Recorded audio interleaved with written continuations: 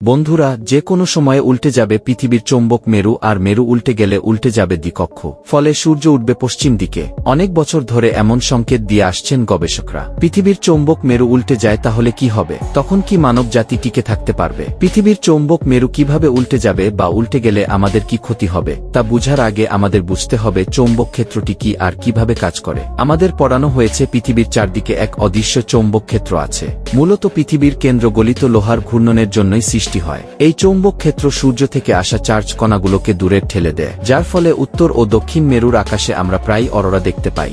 জাহাজ বা আমাদের ফোনের গুগল ম্যাপস এই চৌম্বক ক্ষেত্র দিয়েই দিক নির্দেশ করে। অনেক পাখি ও সামুদ্রিক প্রাণী ও চলাচলের জন্য এই চৌম্বক ব্যবহার করে। পৃথিবীর চৌম্বক ক্ষেত্র পৃথিবীর নিজ অক্ষের উপর 24 ঘন্টা একবার ঘুরছে, ফলে কেন্দ্র থাকা গণিত লোহাও ঘুরছে। এই ঘোরার জন্য চৌম্বক ক্ষেত্র প্রায়ই দিক পরিবর্তন করে, কিন্তু সেটা খুবই অল্প পরিমাণে, যা আমরা ধরতে পারি না। গবেষকরা পুরনো গাছের গুড়ি, মাটির ধরন ও বিলুপ্ত প্রাণীদের ফসিলের গবেষণা করে দেখেন গড়ে 2 থেকে 3 লক্ষ বছর পর পর পৃথিবীর চৌম্বক মেরু পুরোপুরি উল্টে যায়। আর যখন এটি উল্টে গেছে, পৃথিবীর প্রাণীকুলের উপর নেমে এসেছে কিয়ামত। প্রাণীজগতের বিরাট এক অংশ বিলুপ্ত হয়ে গেছে, যাকে বলা হয় ম্যাচ এক্সটেনশন। কারণ হচ্ছে উল্টে যাওয়ার সময় চৌম্বক ক্ষেত্রটি প্রায় 90% পর্যন্ত উল্টে যায়। ফলে সূর্যের ক্ষতিকর রশ্মি মহাকাশে তীব্র রেডিয়েশনের কারণে বহু প্রাণীর মৃত্যু হয়। সর্বশেষ চৌম্বক মেরু উল্টে গিয়েছিল 7,80,000 বছর আগে, অর্থাৎ আমরা নির্ধারিত সময় থেকেও অনেক এগিয়ে গেছি। তাই ধারণা করা হচ্ছে যে কোনো সময়ই উল্টে যেতে পারে চৌম্বক মেরু। গবেষকরা দেখছেন 1880 সাল থেকে পৃথিবীর চৌম্বক ক্ষেত্র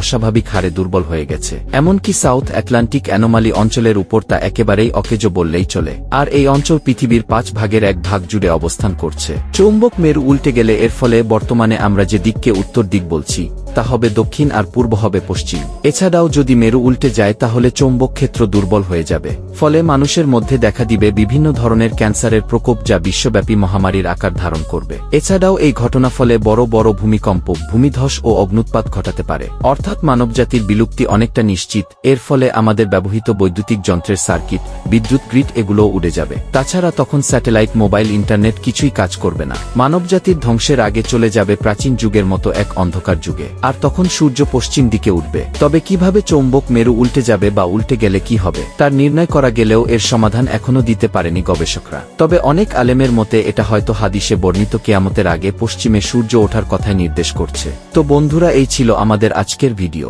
আপনার কি মনে হয় এটা কি হাদিসে বর্ণিত কিয়ামত? আপনার মতামত আমাদেরকে কমেন্ট করে জানান। ধন্যবাদ।